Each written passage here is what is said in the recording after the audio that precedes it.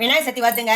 அதனால நம்ம என்ன செய்ய போறோம்னா இன்னைக்கு பிடி கொழக்கட்டை செய்ய போறோங்க. தேவையான பொருட்கள்: பச்சரிசி, இது 1/4 கிலோ அரிசிங்க. அரிசி எடுத்து கழுவி காய வச்சு அது மாதிரி நல்லா அரைச்சி எடுத்துன்னு வந்துடுங்க. அரைச்சி எடுத்துன்னு வந்துட்டு 1/4 கிலோ மாவுங்க. இது தேங்காவை எடுத்துக்கணுங்க. இது ஒரு முடி தேங்காய்ங்க. இந்த மேலே இருக்கிற ஓட்டை எடுத்துடுங்க. ஓட்டை எடுத்துட்டு இது மாதிரி வெள்ளையாக இருக்கும், அதை மட்டும் குருவா அரிஞ்சிக்கோங்க.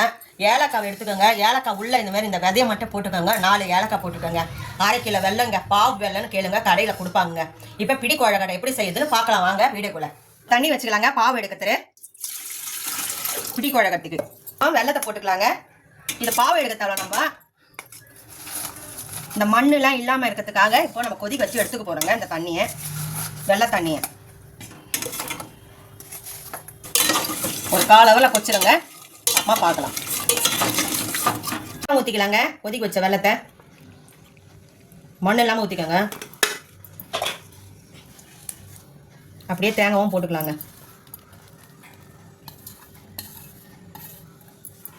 வெள்ளம் போட்டு கொதிக்க வச்ச தண்ணியை எடுத்து ஊற்றிட்டாங்க. தேங்காவும் போட்டுட்டேன். கொஞ்சம் சூடாக இருக்கு, ஆறட்டும்.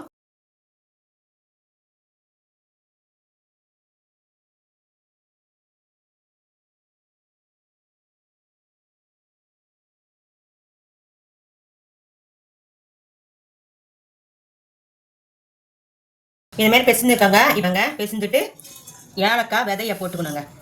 அந்த மேலே இருக்கிற தோல் இல்லாமல் இதை போட்டுக்கணுங்க. இப்போ அதையும் போட்டு பெசிலாங்க. செஞ்சாச்சு. இப்போ பிடிக்கிறத பாருங்க. இட்லி குண்டால் வைக்கும் போது சின்ன சின்னதாகவே போட்டுக்கோங்க.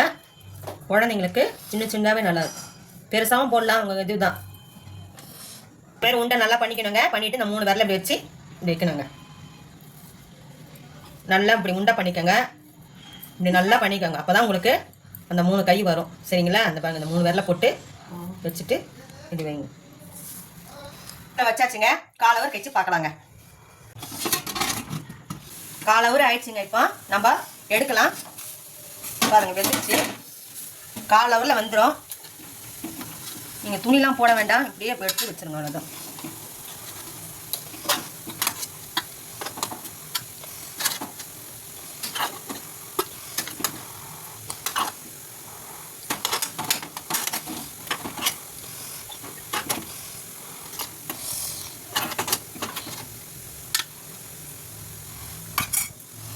எடுத்துட்டோங்க.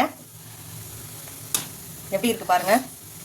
சாப்பிட்டா நீங்கள் பசங்களுக்கும் செஞ்சு தரலாம். நல்லாயிருக்கும். இதை விநாயகர் சதுர்த்திக்கு செஞ்சு பாருங்கள். நன்றி, வணக்கம். எங்களுக்கு ஆதரவு கொடுங்க.